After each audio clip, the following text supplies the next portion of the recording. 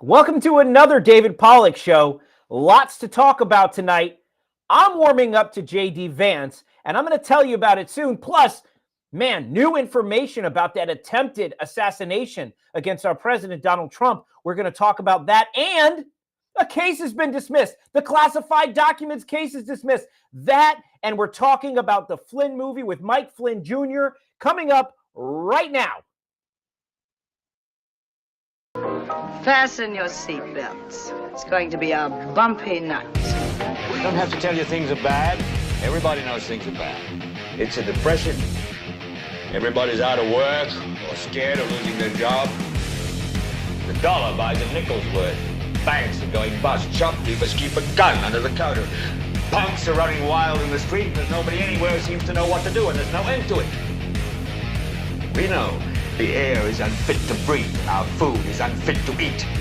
We sit watching our TVs while some local newscaster tells us that today we had 15 homicides and 63 violent crimes, as if that's the way it's supposed to be. We know things are bad, worse than bad. They're crazy. It's like everything everywhere is going crazy, so we don't go out anymore. We sit in the house, and slowly the world we're living in is getting smaller, and all we say is, please, at least leave us alone in our living room. Let me have my toaster and my TV and my steel-belted radios, and I won't say anything. Just leave us alone. Well, I'm not going to leave you alone. I want you to get mad. Wait a minute. You ain't heard nothing yet. Wait a minute, I tell you ain't heard nothing. I want you to get up now. I want all of you to get up out of your chairs. I want you to get up right now and go to the window, open it, and stick your head out and yell, I'm as mad as hell, and I'm not gonna take this anymore! I'm mad as hell and I'm not gonna take it anymore! I'm mad as hell! I'm not gonna take it anymore! I'm mad as hell and I'm not gonna take it anymore! I'm mad as hell and I'm not gonna take it anymore!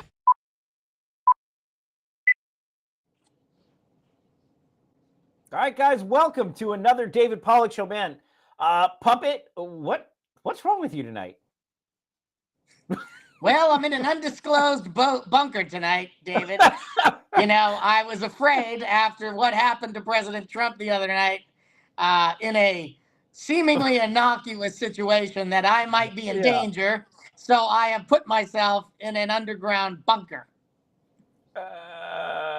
Okay. Well, it's good to see you, my patriotic plush pal puppet. I similarly am in an awkward stand. If you guys notice, the shot doesn't look the same. Maybe you don't notice at home. Maybe I'm so professional you can't tell. But we had a lightning storm yesterday, and I'm sitting outside, cutting my grass, doing the things that Americans do on a Sunday. And it started to rain, so I went under my porch. I was actually on a phone call. And then all of a sudden, I got a little message from God, a lightning strike, like probably a few feet from me. It was so powerful, literally, I felt it, it moved my body. Immediately after, we had weird things beeping and buzzing in the house, and my soundboard is fried, my modem is fried, my computer is fried, everything's screwed. And I found out about all of it today when I was trying to get ready for this show. So I had to find an old laptop, dusted it up. It's not Hunter's laptop, but it might as well be. Dusted that thing off. I'm talking through a lavalier mic. This is really just for a show because you guys would think it's weird if I didn't have this in front of me. This is how weird things are tonight, Puppet. But you know what? I'm here, and for some reason, you are in a white brick building. Actually, tell people really where are you, Puppet? I know where you are. You're being naughty. And where did you go to meet women this week? Tell people. Well, yes, I decided this is kind of like live Tinder. I am at the International Ventriloquist Convention this week, looking for other puppets that might like a man with a My Pillow for a brain, and B, might want to come on the show. So I'm scouting some local talent in multiple ways this week. Yeah. And that's where I'm at. I'm live here at the International Ventriloquist Convention. That's funny because all the humans, they're all at the RNC. I should have went. I'm having FOMO big time, by the way. I know. I'm having big time FOMO. But all the humans are at the RNC, similarly doing things that I'm sure you're doing, networking and such. But we're all in our respective places, and I'm glad you have a home, Puppet, because Puppet Nation needs more patriotic puppets like yourself. And so if you can find us some patriotic puppets to bring back with you, we'll get them on the show. It'll be a lot of fun, Puppet. Well, thank you, David. I will say there is some good news tonight. What's that? I So just you found got somebody out. else in your manhole? No, well, no, not yet. I have been fully restored. My On powers X? have been fully restored on X as of 5 minutes ago. Wow! Congratulations, Puppet. Back Talk on about FOMO, Dave. I haven't been able to respond to anything that's been going on over the last 6 days because of this damn ban I got. And awful timing, by the way, for you to get a ban. Terrible timing. Terrible. Yeah. Well, terrible timing. And now I'm back. So well, we're happy to have you back. And so we're gonna talk about a lot of that tonight, Puppet, because here hey, you see my camera's glitching. I have a camera that I literally dusted off from the Soviet era here. But it's like it's held together like a Boeing Starliner at the International Space Station. I'm not suicidal. So here's what we're going to talk. In mind. Yeah. Where's Hillary Clinton these days? So the thing is, a lot happened while you were suspended, Puppet. I mean, let's talk about everything that's happened. So, God, I was driving. I was at the beach on Saturday with my family. I'm driving home, and my mother-in-law, who's probably watching this show, who's a little high-strung, and high-strung would make so high-strung, in fact, that she would make a Chihuahua look like a Labrador high-strung. She calls me screaming, "They shot him!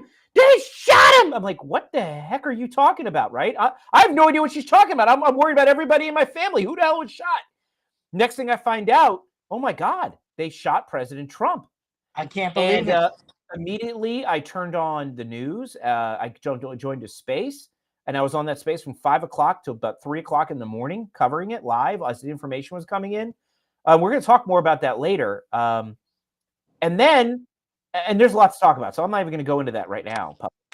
Then I wake up this morning thinking, okay, we're going to preview who Trump's pick might be for VP. And the Cloud Documents case was dismissed. Holy crap! Holy crap. Like the strongest case they had against Donald Trump in this lawfare against him. Dismissed! And then, of course, he picks J.D. Vance for vice president. I missed it. I was wrong. But you know what, Puppet? I'm warming up to him. And I'm going to talk about that soon. I'm warming up to him. But I'm going to tell you what, Puppet. I've got a lot to say on that, too. So I'll wait until we get to that part of the show. Yeah, because we're going to get there with our panel. Before we get there, though, I want to bring in my new bestie. And, I met this guy in Bedminster. I was at Bedminster. And I'm from Florida, and we go up to New Jersey in the summer. And so I was up there, and I made some great friends, and this guy was one of them. And we were at a January 6th event supporting the families. It was an awesome event. And I got to know Mike Flynn Jr., and now Mike Flynn Jr. is my new bestie. Welcome to the show, Mike Flynn Jr. How we doing, fellas? Glad to be here. I'm looking forward to the discussion for sure, especially with Mr. Puppet Carlson. Yeah, you guys haven't had a chance to meet. So Puppet, Puppet has had a chance to talk with your father. If you guys don't recognize the name, Michael Flynn Jr. is the son of Michael Flynn Sr. And so we were covering the bus tour, and we had an interview with on the bus with your dad, and it was hilarious because Chad Caton was on there like a drunk frat boy blasting 80s tunes. Yeah, he's a funny dude. And so I don't think it would have went over as well if Chad wasn't on there like hyping it. I think your dad would have been really confused on what the hell was happening. But he fell in love with the Puppet. He's a big fan. And then of course I'm a big fan of yours. So Puppet and your dad are close. Me and you are close. Let them go and do like the boring like a family. The boring old people stuff, and you and I will do fun stuff. 100%. That's the way it's going to be. But now, when your dad was on the bus tour, we were talking about the Flynn movie, and I have a clip here because I want to talk to you about that as well. And of course, we're going to bring in the panel later and talk about all these other things we're going to talk about because, gosh, I mean, the assassination and everything. We're going to talk about it. But the Flynn movie is very important because it kind of goes along with everything we're talking about. A lot of the theories about what happened to Trump is embedded in conspiracy in the deep state. The lawfare against Trump, we talk about that in this classified documents case. And all of this is sort of covered in some extent in what happened to your family in the Flynn movie. I'm going to go ahead and show a trailer for that movie real quick.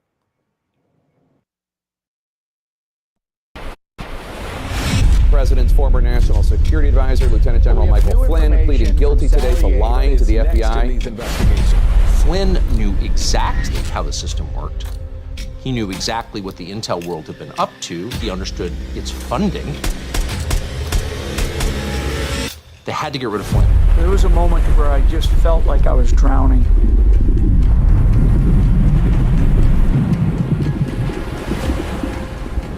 So I'm in there with these other political appointees. They're all supposed to go in there and tell what they believe to be the truth. What they did was they took my assessment and they wanted me to change it. And I was like, I'm not changing it.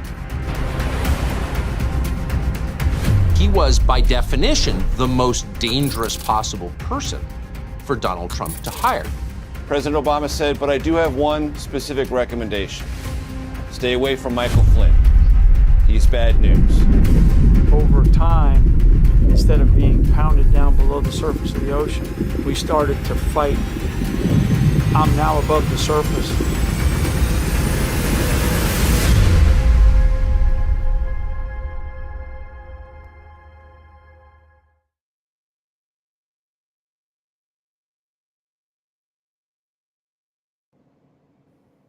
Ooh, I still get chills watching that trailer. I must have seen that trailer, I mean, 100+ times already. I mean, multiple versions of that. So, yeah, crazy. Yeah, I mean, what happened to you guys was really almost like the first strike in the lawfare, in the weaponization of our justice system. I remember when it happened, what they tried to do and how they tried to trap your dad and everything he went through and you guys went through. And this movie does a great job of kind of telling the story about the danger almost and what can happen.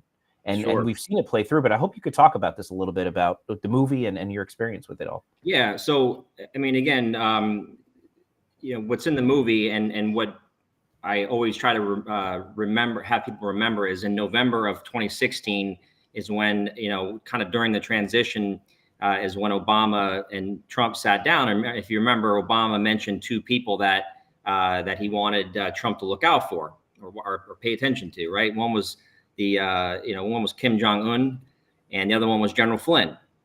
And I've always, that's always been such a fascinating part to the beginning of Trump's presidency, because I mean, the two, individuals that he specifically told Trump about couldn't be more opposite, And so that was really the beginning of when we started to really learn about this concept of the deep state. I mean, the deep state is, more or less always existed, but the phrase deep state really didn't come into the kind of the mainstream or the public eye until kind of later into 2017, 2018, right? And so this movie really is kind of the beginning, if you will, of the kind of this talk about political persecutions, because General Flynn, I mean, if we're talking about the very first individual who was targeted and who was essentially removed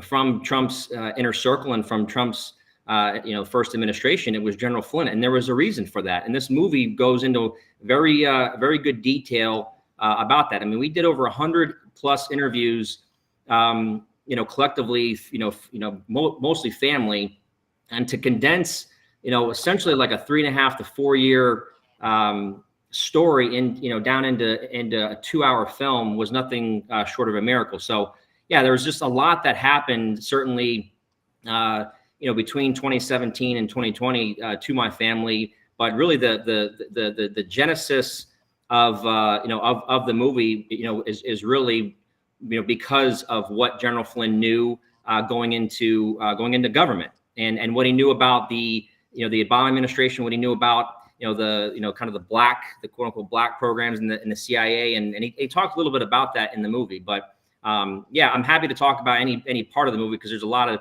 different aspects of the movie But yeah, it was kind of the beginning of where we're at now. I mean, we're still seeing political persecutions. I mean, I think Peter Navarro just got out of jail. I don't know if it was today or yesterday. That news in and of itself kind of got washed out by everything else that's happened this week. And Steve Bannon's in jail right now. So I mean, lots to talk about for sure. Yeah, and I want to ask you, and then I'll toss it over to Puppet. Why? Your father has a decorated military career. I mean, he has led our national intelligence agencies. He has served in some of the probably the toughest places to serve, admirably. Why is he the biggest threat? Is he a threat to the United States, according to Barack Obama, or is he a threat to what Trump threatened to expose? No, he's a threat to the establishment. He's a threat to the norm of Washington D.C. He's a threat to the military industrial complex. I mean, this is you're talking about organizations that have massive budgets, and General Flynn. I'll just kind of take you back to when he took over the DIA in 2012. So, what's interesting is that we have 17 intelligence agencies. I believe that number is correct. And, so when he took it over in 2012, there was, and this is a global agency, right? There was approximately 20,000 employees that worked for just the DIA. So this is one of the 17, 18 different intelligence agencies, right? When that organization was, I think back in like 2002, 2003, it had like maybe 3,000 or 4,000. So from like the early 2000s to really just nearly a decade later, we're talking about almost a tripling of an organization that, and again, we're just talking about one of the intel agencies, right? So you think about the FBI, the CIA, the ATF, the CBP. I mean, we had a whole organization in the in Homeland Security that, TSA that kind of came about in 2001 just because of the massive terrorist attack that took place in 9/11. So he was a threat because he wanted to come in and drastically reduce the executive. I think it's the executive council in within the White House. I mean, I think it had like 300 employees. He wanted to reduce it to like 50. So he wanted to basically cut budgets, audit a lot of these organizations, and there was just a lot of people, kind of on the seventh floor, if you will, of a lot of these agencies that just did not want that to happen. They wanted to sit in their cushy offices. They never wanted to leave DC, never wanted to travel outside of DC. I mean, that was one of the things that he got a lot of pushback for when he took over the DIA. Was he wanted to get a lot of these bureaucrats kind of out of DC and like out into the field so they could see what was going on. In a kind of other parts of the world to help them do their job a lot better. But they're just when you get embedded into this DC culture, you never want to leave, and a lot of these people never end up leaving, unfortunately. But that's kind of touching kind of scratching the surface, if you will, of why they wanted him out of there, very, very quickly. Wow. Puppet. Well, first of all, Mike, I am a little disappointed that your dad wasn't picked as the VP, honestly. And I agree with that. A lot of people are. Because Obama said, watch out for General Flynn. That's obviously the guy we need in the top positions, because those are the guys they're afraid of. We want Trump. We're electing Trump because they're afraid of him. Who better to be on the ticket with him than a guy they're also afraid of, who's as powerful as your dad? I think that would have been an outstanding ticket for the MAGA Republican faction of the Republican Party, because we want, above all, to drain the swamp. We want change. We want smaller government. We want smaller deep state. And I think your dad would have been a perfect person to lead that charge, because he knows better than many how corrupt and ugly and disorganized this thing is from the core. The rot goes deep to the core, and especially as it relates to the Department of the security state, right? Like all of these three-letter agencies. So man, that would have been great. Sad to see that, but I hope that he ends up somewhere in the cabinet so that we can get we can get his expertise on making a difference and cleaning out this rot, because it absolutely needs to go if we're going to make progress in this country moving forward. No, I totally agree with you. I mean, I just, one of the things I just wrote down here, Trump needs people around him right now that have kind of a wartime mentality. And I think that's why a lot of folks were getting behind this idea of General Flynn, potentially being Trump's, VP pick. A lot of that kind of stemmed from in 2016 when General Flynn was considered one of the choices amongst three other, rhinos. I think one was Newt Gingrich. I think one was, obviously Mike Pence, and I think the other one was maybe Chris Christie or something like that, if I'm not mistaken. But we're in a completely different period of time now. And look, maybe I'm jumping ahead in terms of the discussion here, but the VP pick that was just made today. Look, I don't have anything against JD Vance.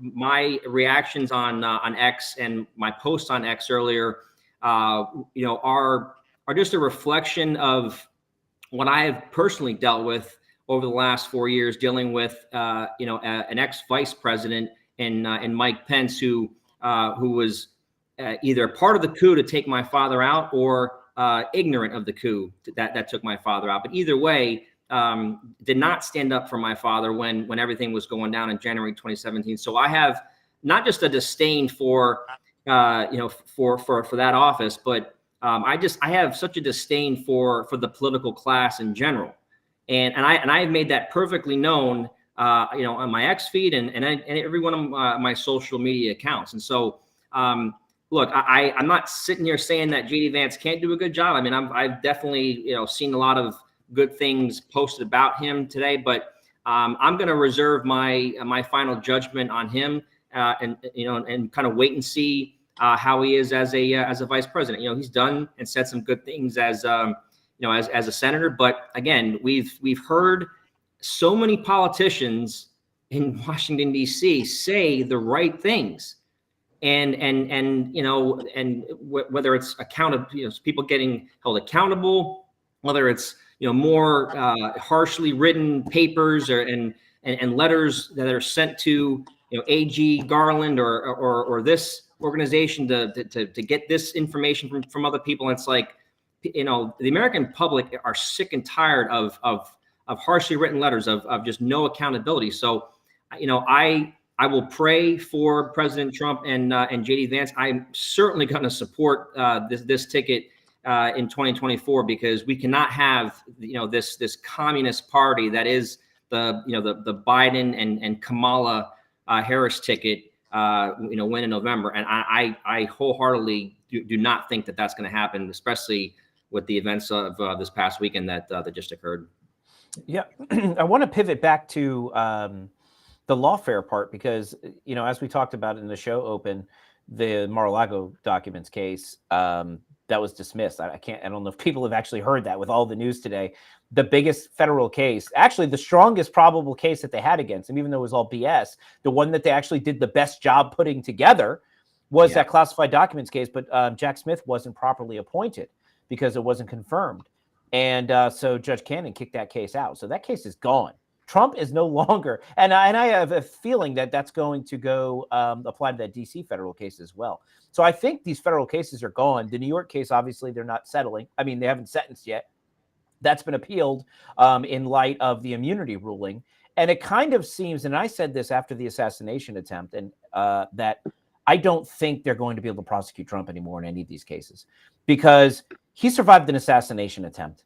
To prosecute him at this point, I don't think the country will tolerate it. They barely were tolerating it before, to be honest with you.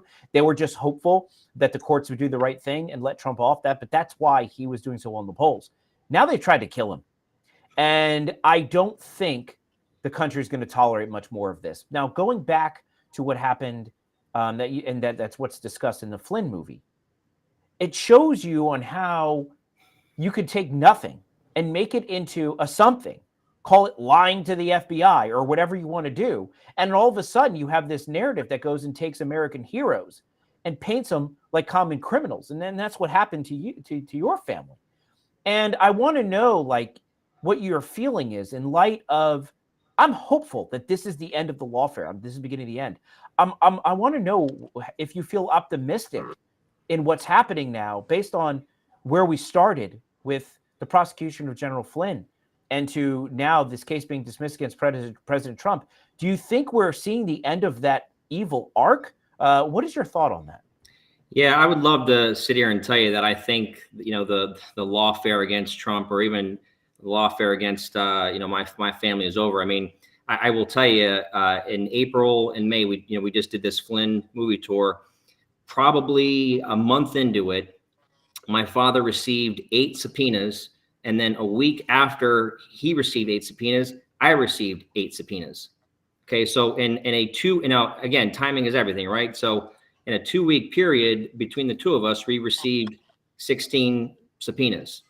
Okay, so this is 2024, right? And so we talk about when this really began, at least for my family. It began really as soon as Trump became elected in November of 2016.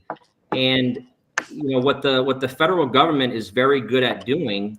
One, they obviously have the resources that they do, and then the Justice Department has a 98% conviction rate. And so, when you're going up against, a very, very powerful entity like that, like we were, and then of course you had the Mueller team with their 17, corrupt Democrat prosecutors, and you're going up against something like that, again, they're able to really kind of step on your neck to a degree and pin you down. And what they did in my case is they, I had search warrants. There were subpoenas that were sent my way. I had to turn over all my hardware. I had FBI show up at my house, at the summer of 2017.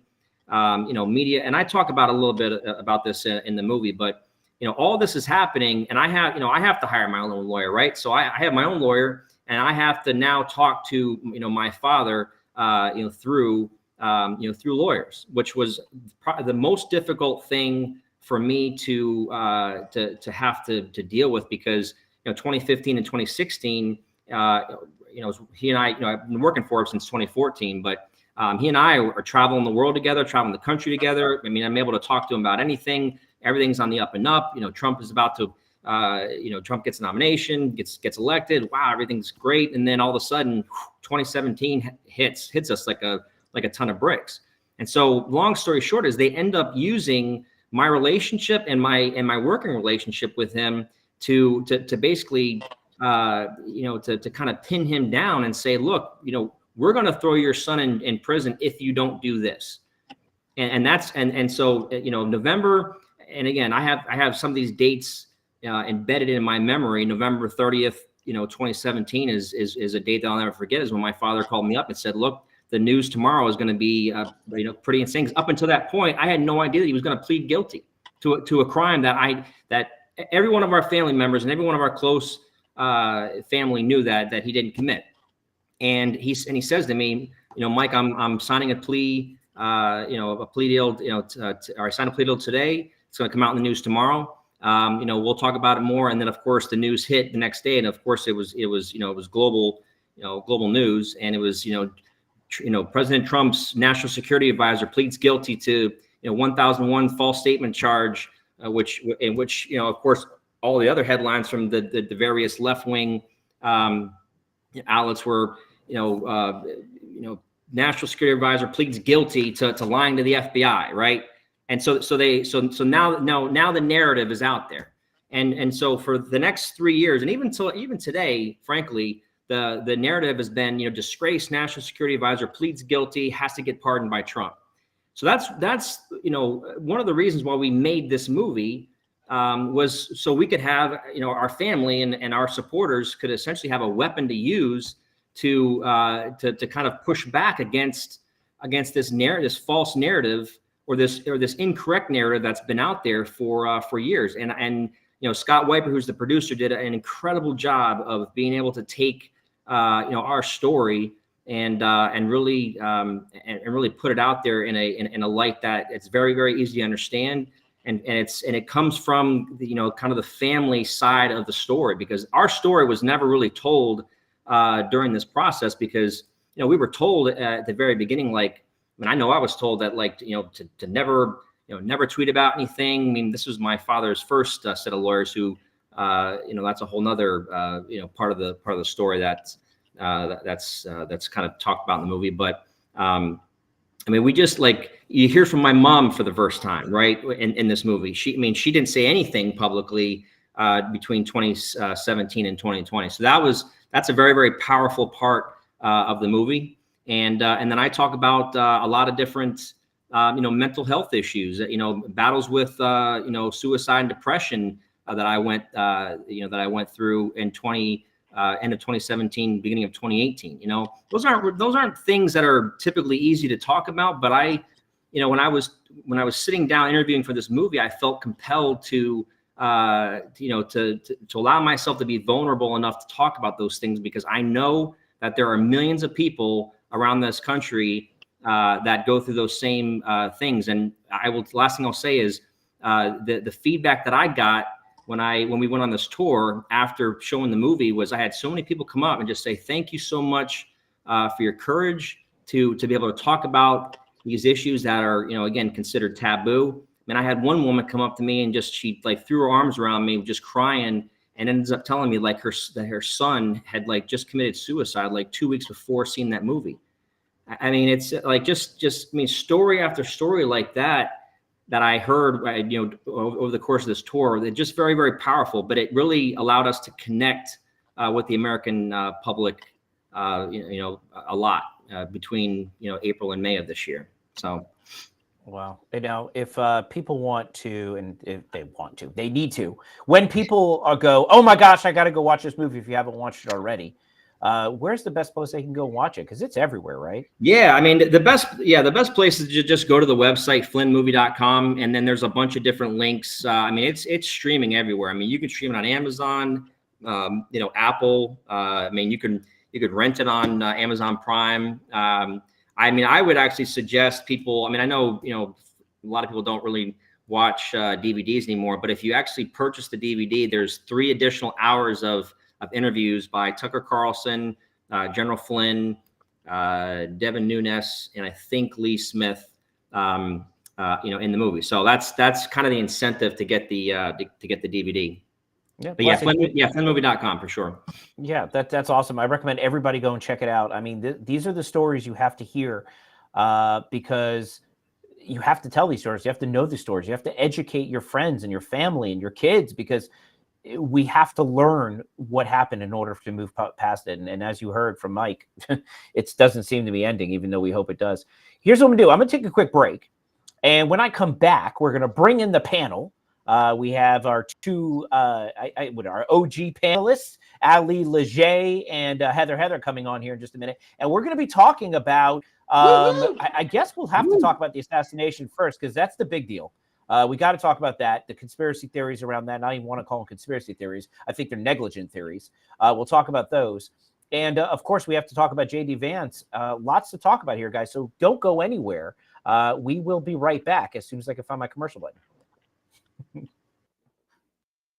David Pollock here. If you're craving the best soft serve ice cream around, Topper's Creamery's got you covered. Serving the Apopka community for over a decade, Topper's is known for the finest old-fashioned custard-style soft-serve ice cream in a variety of flavors, from their French vanilla bean to exciting specials like German chocolate cake. But the experience doesn't end there. Be sure to grab a fresh baked waffle cone or a sundae topped with my favorite, the fresh baked brownies. They even offer pup cups for your four-legged friends. So hurry in to Topper's Creamery in Apopka, South 512 Hunt Club Road. Make sure to tell them David sent you. With today's economic environment, it's never been more important to secure your hard-earned wealth for you and your family's future. FinSec Life works to offer industry-leading customer service to help successful individuals and businesses protect their wealth. Whether it's a business succession plan, estate liquidity, or a variety of life and long-term care policies, FinSec Life can help deliver peace of mind, knowing that if something happens, you or your company is taken care of. Visit finseclife.com. That's FINSEC life.com. Securities offered through Valmark Security Inc., member FINRA and SIPC. Investment advisory services offered through Valmark Advisors Inc., an SEC-registered investment advisor. FinSec Life is a separate entity from Valmark Securities Inc. and Valmark Advisors Inc. Business owners, are you sick of dealing with those big-name telecommunications companies that leave you frustrated with terrible customer service and then lock you into long-term contracts? That's why I want to introduce you to my friends over at Public Telephone Company. They are an industry-leading VoIP provider offering all-in-one business communication solutions that are completely contract-free with competitive pricing. But perhaps the best part, they're all about supporting their customers with US-based customer service, and they're always willing to go the extra mile. Don't let your phone company drive you mad. Call Public Telephone Company today at 877-314-4080 or visit them at publictelephonecompany.com. That's publictelephonecompany.com. Oh, Patriots, listen up. It's time to wake up and smell the freedom. Beard Vet Coffee is here to fuel your American spirit. This isn't just coffee. It's a battle cry in a cup, a declaration of love for the land of the free and the home of the brave. Crafted by the hands of those who've walked the walk, talked the talk, and, grown the damn beard. Vet-founded, vet-focused, and beard-operated. This is coffee with a mission, a purpose, and a testament to the unyielding American spirit. It's a tribute to the tireless resolve that courses through the veins of our great nation.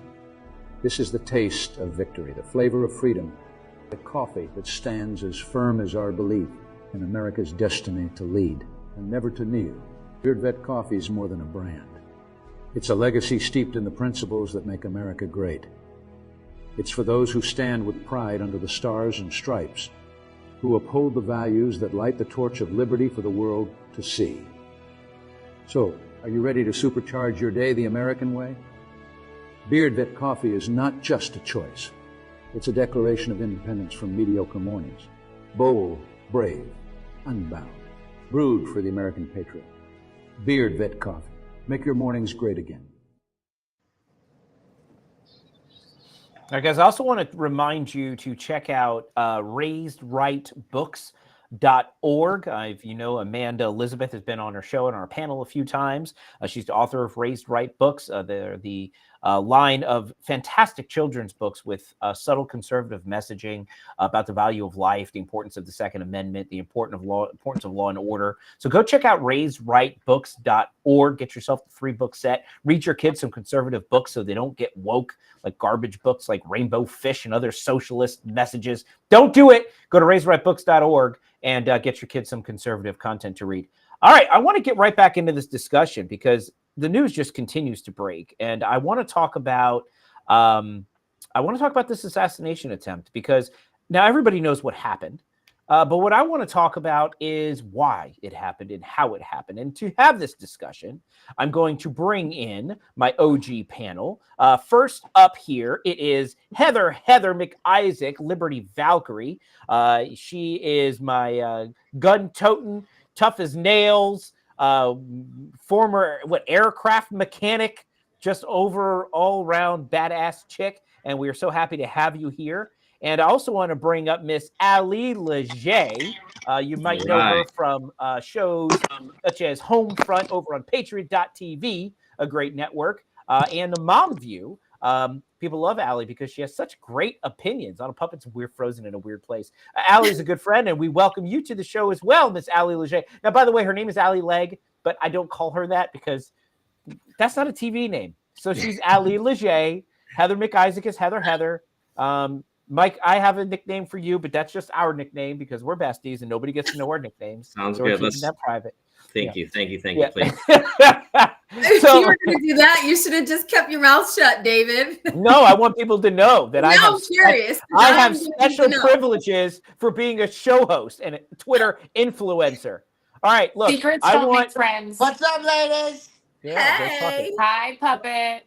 I don't know if you guys saw Puppet is at the swear to God, he's at the ventriloquist convention trying to find people to fill up his manhole. You know,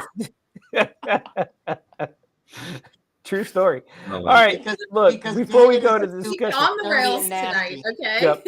And have you met Michael Flynn Jr., ladies? This is Michael, my good friend Michael. This is Heather and Allie, introducing all around. All right, we're going to talk about some crazy stuff here, okay? We met at CPAC, actually. Oh. Okay. Yeah, he remembers. He swears. No. Look, I apologize. I mean, look, I'm great with faces. I'm terrible with names. If I ran into you at CPAC, I've met 1,000+ people in the last probably 2 or 3 months just with this Right. tour that we're just on. So I apologize if I don't remember you exactly, but it's nice to see you again and nice to get to know you again. That's all good. No worries. I was with Chad. Bestie.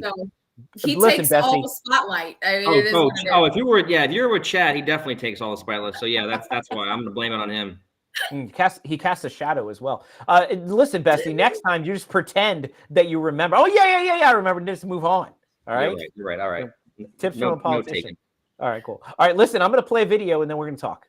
Okay. We can be doing this at some beautiful places towards the ocean. Look, they're all pointing.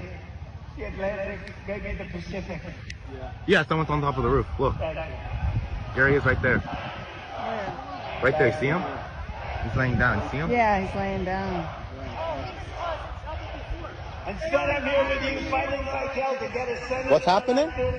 And to make sure we take back the White House, because if we do, we're going to make America better than ever before. We're going to make it. Yeah, look. And it's There he not is. easy, because we have millions and millions of people in our country that shouldn't be here. Dangerous people, criminals. We have criminals. We have drug dealers. We have people that should not be here. Right on the roof. It's much tougher than it happens. You went right on the roof again. Unfreaking believable. There are reports out today, several reports, in fact, that says that the shooter was spotted, photographed, and reported to the police 30 minutes before the shots were fired. There was people saw him, they said something, and nobody took action. We all know what happened. I don't have to play those graphic clips. The president came within millimeters of being shot in the head by somebody who was on a building that was called out as being a security risk, by somebody that they saw on the roof and reported it to police. You even heard it in that video. And then they wait until 4 shots come off before I even heard that they were killed. Yeah. So I even heard that the police called it in 35 minutes beforehand. Like, right. This is insanity. What I want to know, 2 things. First of all, if they had cell phone cameras when in the 1960s, if the JFK story would have went a little bit differently. And 2, what do y'all think about this? I'm going to go around the room. Michael, I'm going to go to you first because I know you've had a lot to say on this. The president was almost assassinated. And do you think this is extreme negligence or something worse? No, I think it screams of a setup. I mean, look, it's you can't allow the nearest building to where President Trump was speaking. I mean, this was the nearest, highest point, from my understanding, as to where a possible shooter could have taken a shot towards where President Trump was speaking. And the idea that this guy was just allowed, and we're not talking about a guy that was like 500 yards away. We're talking about a 150-yard shot here. So, I mean, so that building in and of itself should have been locked down. If nothing else, there should have been, at every single entrance point to any ladder or any possible way for him to get up onto the roof. I mean, that should have all been locked down. So, I mean, people wonder why conspiracy theories originate, and it's because when we seemingly have common sense questions to these types of things that happen like this, and we don't get actual answers. I mean, the FBI is involved now, right? I mean, we could sit here and talk all day about the damn FBI and how negligent that they've been in previous cases. You just go back to the Vegas shooting, right? So to me, look, do I know for a fact that it was a setup? No, I don't. I mean, could it have easily been a miscommunication between local law enforcement and U.S. Secret Service? I don't think that's the case. But I mean, look, I'm more prone, especially with all these accounts out there, from former special forces guys and former snipers who have said, like, this is what they would have had to have done in order to pull this off. So I believe that it was a setup in some way. I mean, I really do. I mean, it doesn't scream anything else other than that to me. Yeah, and that ladder was set up in between the buildings. There was photographs of the ladder. Do you not see a ladder? It's insane. Allie, what's your take? I don't understand how it's not covered. I mean, all of the questions that we have from the public and from those that have had experience in doing, security on high profile people. I mean, these are legitimate questions. It makes you wonder what is negligent and what is intentional negligence, right? Like, this should not have happened. He should not have been able to get one shot off, let alone allowed to climb a ladder, to drive and park in the parking lot, climb the ladder and lay on the roof and army crawl on the roof and set up.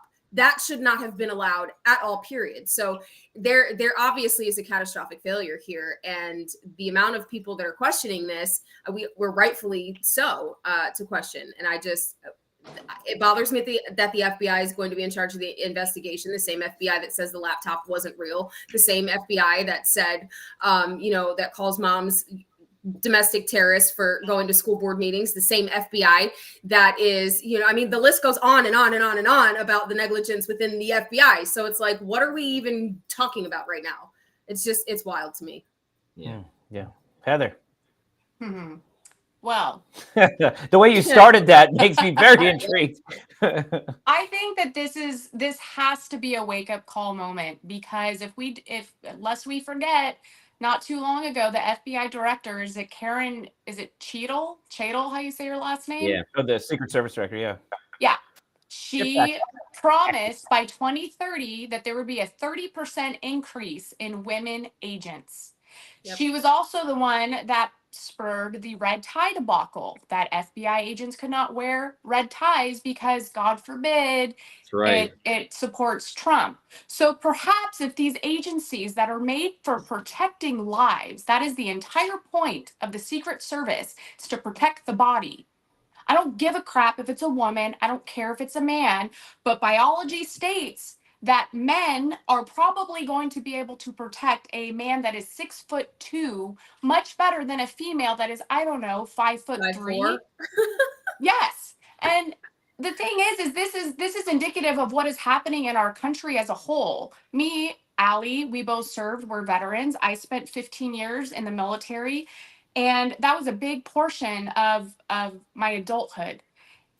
And to watch what has happened in such a quick pace capacity of it going downhill with the focus away from the mission. That is the whole point. The Secret Service has moved away from the mission. The military has moved away from the mission, all in the name of woke DEI nonsense.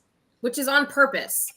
So whether it's intentional, that it happened on the ground, intentional miscommunication, intentional, whatever the case is, intentional at the level there where it's the Secret Service or local PD or whatever it was, or it's intentional by implementing the DEI, diversity, equity, and inclusion policies, it's still intentional. The point is to completely dismantle and dysregulate what the mission is, right? You divide and conquer. I mean, our government has had practice doing this in other nations for decades.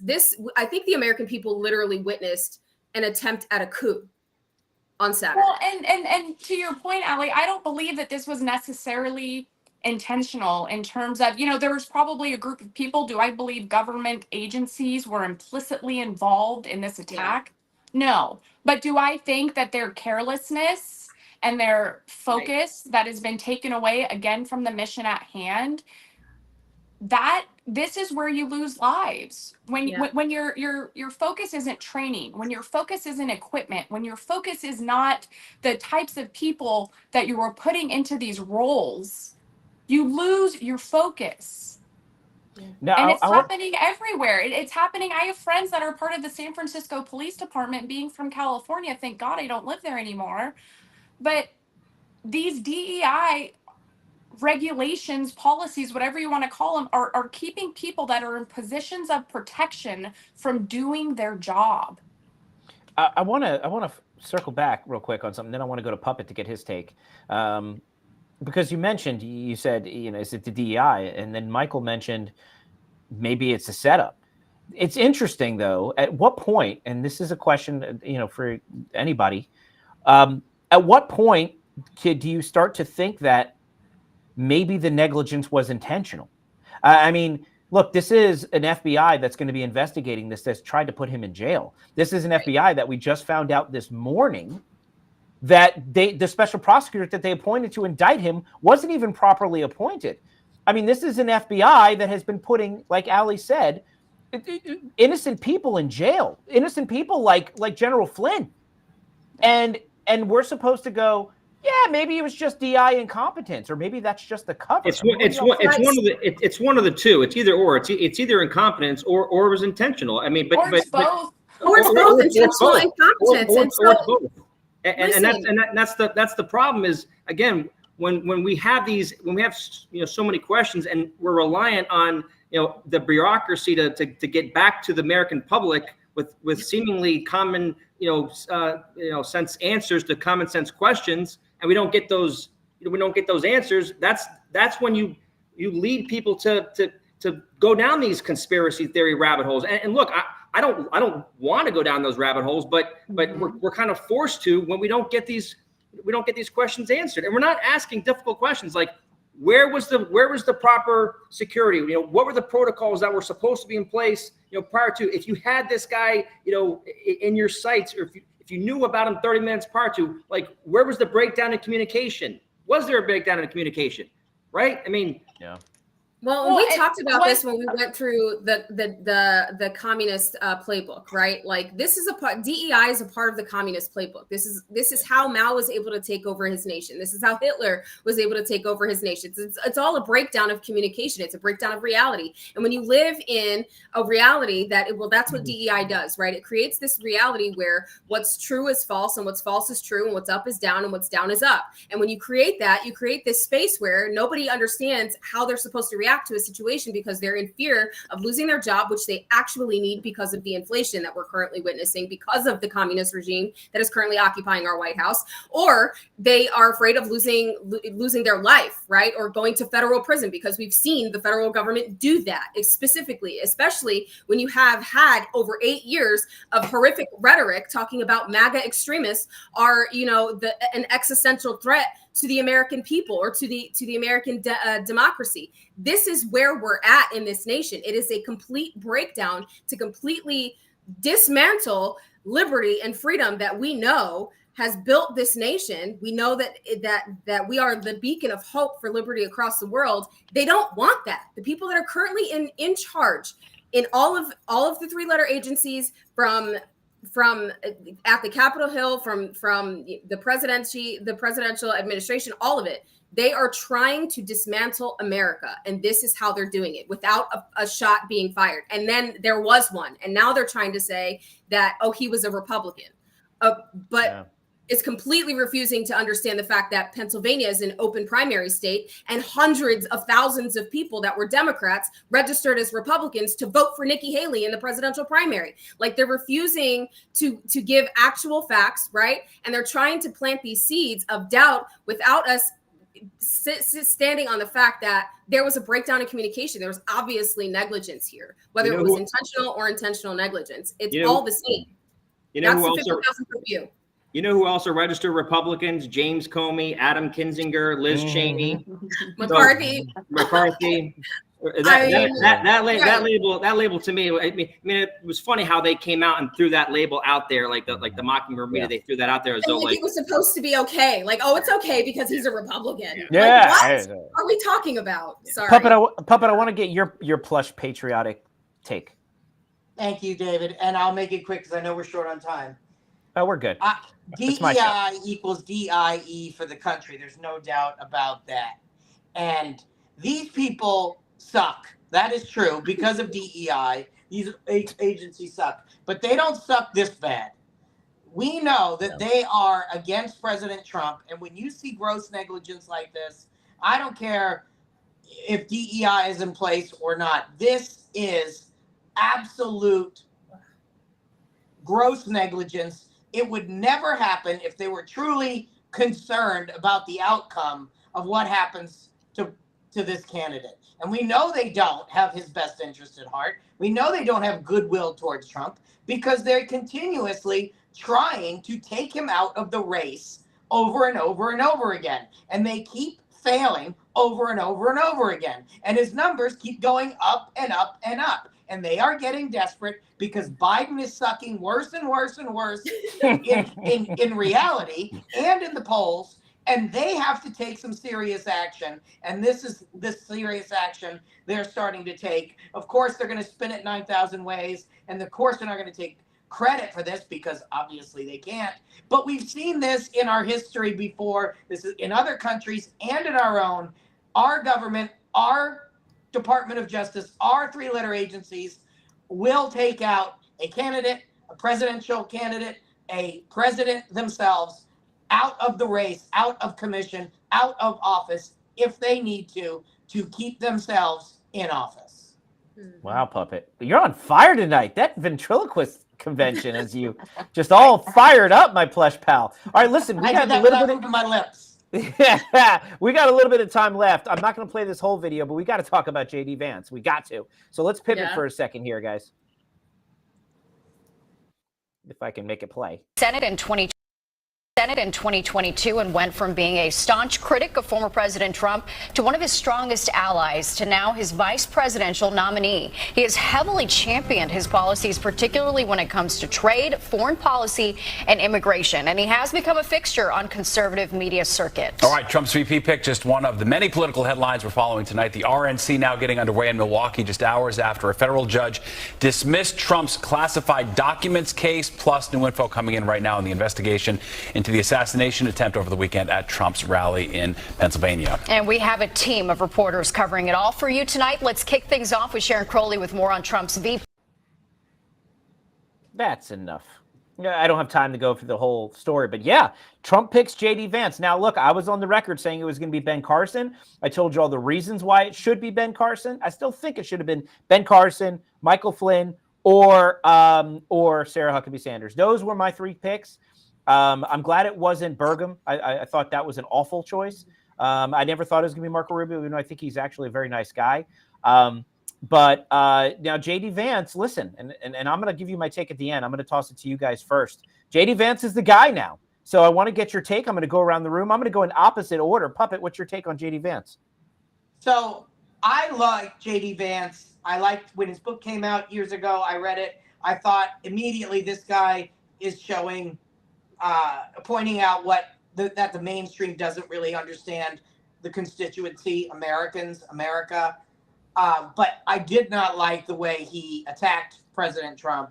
And we talked a lot about this in our other episodes where Trump really needs a loyalist on his team. Vance, although I like him a lot, he said a lot of things that were really negative. I'm a bit concerned, but overall, as a person and as an individual, I like JD Vance and what he stands for and what he said. I just don't like necessarily what he said about Trump. No, I agree. Let's go to Heather. I think people are allowed to disagree. I think that if JD Vance had an opinion of Trump, it just goes to show Trump's character, Trump's record was able to change his mind to the point that he accepted a VP nomination from the man that he criticized.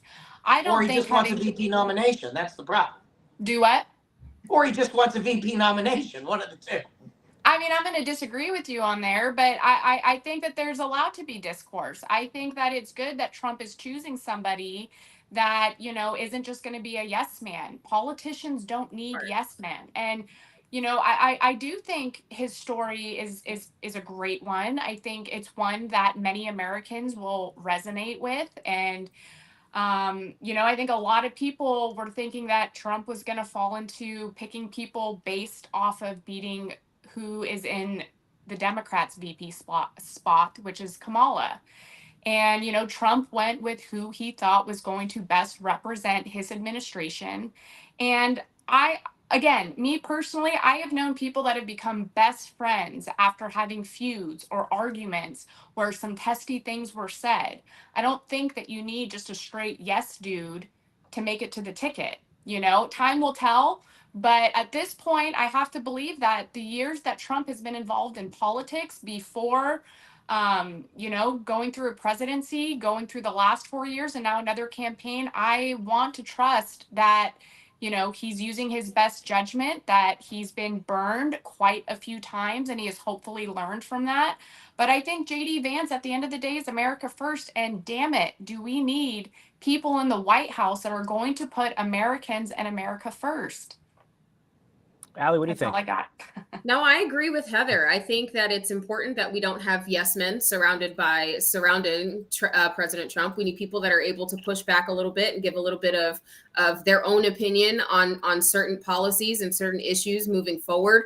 I think that a healthy debate is required with running a company, running a business, when you're, in politics, period. I think it's so important to have that. And I think looking back, recently with his speeches and things that he's done and spoken highly of President Trump, and he's very, very much so America first with the things that he's voted for, the things that he's spoken on. You can see it in the news, and he also has the support of a lot of our Freedom Caucus people. I mean, Anna Paulina Luna supports him, Corey Mills supports him, Gates supports him. These are all really good, and of course I named all Florida people, but because that's Florida is leading the way, I guess.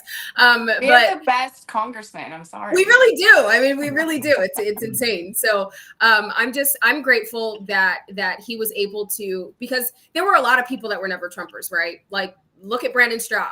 Brandon Strzok was a never Trumper, and he has like the biggest walkaway movement that we've ever witnessed. I mean, to the point where there were people stealing his movement and calling it other things. So, I mean, you can always change your mind, and as long as it doesn't change your character, like your opinion can change, but your character doesn't.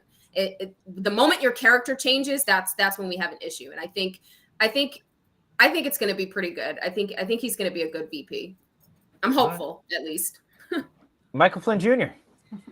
Yeah, so I'm just gonna essentially read my my ex post from earlier, or one of them, and maybe not. You were so mad. I'm like, we want Flynn, of course, right? No. But well, look, so my part of my response to the pick today was a little bit emotional on my part, because God, Trump's first VP pick was such an abject disaster, and so I guess because I had been really putting out there, like, I really just hope he doesn't pick a politician, right? Right. And I have such a disdain for the political class that, look, I'm willing to give JD Vance, the benefit of the doubt, regardless of his past comments. I believe that people can change, but it's up to us certainly to hold our political class accountable. And unfortunately, it just seems like it's impossible for the American electorate to hold our political class accountable, because they don't hold themselves accountable. So right. So if my criticism towards JD Vance, it's not necessarily of him as a person or his character. I mean, I've seen Tucker Carlson's video tonight about how he's kind of pissed off the right people. So this is not me criticizing JD Vance personally. It's just, again, my absolute disdain for the political class. And unfortunately, I know he's only been a politician since 2022, but he's part of that political class. And so I think like Heather, like everybody has said, it's important to have these discussions, and it's okay to disagree on these things. But I certainly, like everybody else, going into November, I am going to back these two, with every fiber of my being, because we cannot allow these communists to stay in power. I mean, we just can't. So I think that granted, every other pick that Trump could have picked. I mean, in terms of the names that were floated out there, I mean, geez, if he had picked, Marco Rubio, I don't know what I would have done. We'd be having a very different Oh conversation. yeah.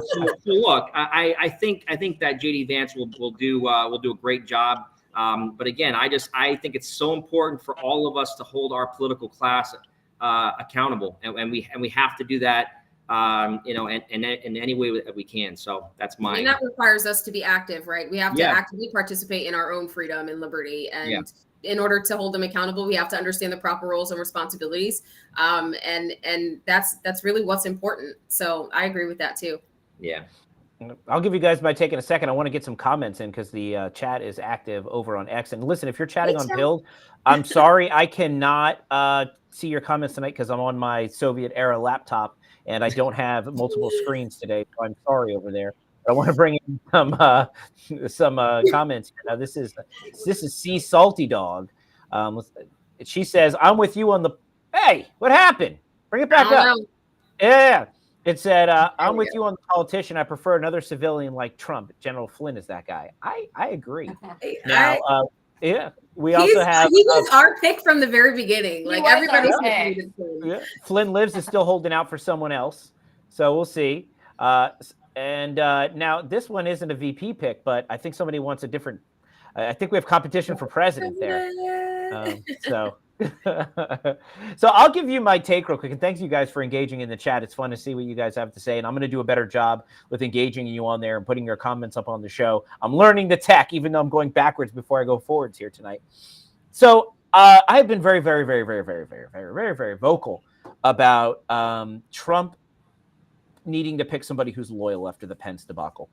Yeah. I feel like there was a lot of people who are sitting in jail right now in DC gulags. There are a lot of people who went to jail, just got out of jail, or just going to jail because they believe in Donald Trump with every fiber of their being. There's people sitting in jail right now who have never said that they think Donald Trump is noxious. They've never said that they think they would vote for Hillary Clinton over Donald Trump, or that they like Mitt Romney. There are people sitting in jail, or people who've just got out of jail, or people who've spent every minute of their day, every hour of their free time knocking on their neighbors' doors and dialing every number in their phone book to tell people to support Trump, that hasn't said half the things, a quarter of the things, a tenth of the things, none of the things that the current vice presidential candidate or candidate for vice president has said. However, which was my reason, if loyalty matters, that wasn't your guy. Yeah. Now, I'm pivoting from my position. I'm going to explain why. First and foremost, and most importantly, Donald Trump picked J.D. Vance. And I support Donald Trump 100%. I'm loyal to Donald Trump. And if Donald Trump says that's my pick for vice president, I will support that pick, regardless of how I feel about who else he might have should have picked. You know what? He's the president of the United States. He's the leader. He's the head of our executive branch soon in a few months, and he's our commander-in-chief. My commander tells me this is who you're supporting. I'm going to support him first. Second, the pick actually makes a little bit of sense. I'm going to tell you why. I do believe people can change. You've mentioned a couple of examples of people changing. I do believe people can change. And J.D. Vance has said, when I saw the way Trump governed, I have a different opinion after that. So I will give him the grace of saying there's a lot of people who maybe didn't understand Trump, accepted the media version of Trump. Right. And as a result, they developed opinions and beliefs based on a false narrative that was invented by the media. I can understand somebody falling victim to that and moving past that, apologizing for it, and moving forward. There's something to be said for admitting when you're wrong. And Don Jr. believes that J.D. Vance has done that. They said he has had good discussions with President Trump, and they've moved past that. I'm going to accept that. There's also another very brilliant reason to pick J.D. Vance. And it occurred to me today when I'm driving in a torrential downpour after dropping my laptop off at the Apple store. It occurred to me what the brilliance was with picking J.D. Vance. And this is why I'll never pretend to be smarter than Donald Trump. J.D. Vance was a never Trumper. Yep. I've never been a never Trumper. Do you know how many voters are sitting there on the fence in Ohio and in Michigan and in Pennsylvania and in North Carolina and in Arizona and Nevada who have never liked Donald Trump? And all of a sudden they go, you know what? After what they did to Donald Trump in court, after what they did to Donald Trump in the media, after what they did to Donald Trump in Pennsylvania, I think I'm going to look at Donald Trump differently than I looked at Donald Trump. And who better to deliver that message than J.D. Vance, a guy who hated Donald Trump and was now willing to step in for him should he be unable to serve. So I actually think J.D. Vance is a brilliant choice. And with that, I take back everything I said. J.D. Vance, I'm with you. President Trump, I support you. Excellent choice. Smart. I'm 100% behind both J.D. Vance and Donald Trump. Let's win in 2024, and let's take this country back and save America. And that is what I think, ladies and gentlemen. Amen. Bravo, bravo. And I did this on Soviet-era equipment. But that is all the time, Boeing level equipment here. That is all the time I have for tonight. We made it through the show. I appreciate you. Mike Flynn Jr., thank you so much for coming on the show. I don't even have fancy ending music because my board is shot. But I appreciate you being here. Ladies, as always, Heather, Ali Leger, I appreciate you being here, guys. Make sure you go and follow everybody here. And we're going to, and Puppet Carlson, of course, my plush patriotic pal Puppet, joining all the way from his ventriloquist manhole stuffing convention in God knows where, ever the hell that thing is. And we appreciate you guys so much for watching every single week. I'm going over to my Twitter space. We're going to continue this conversation. Michael, you're welcome to join us. No pressure. And if anybody else wants to come and join us there, we will be there. Go to David Pollock USA and then click my head. It'll have a little purple aura around it, and that's how you know you're getting into my space. And we're going to have this conversation, and we'll take your opinions. Yeah, the after space. So, guys, thank you so much for watching. Thank you for being here. Thank you for everybody up here on this panel and on this show. We appreciate you so much. Let's save America. God saved our president. God freed our president from the corrupt Justice Department. And now we have a vice president. We have a ticket. We have a convention.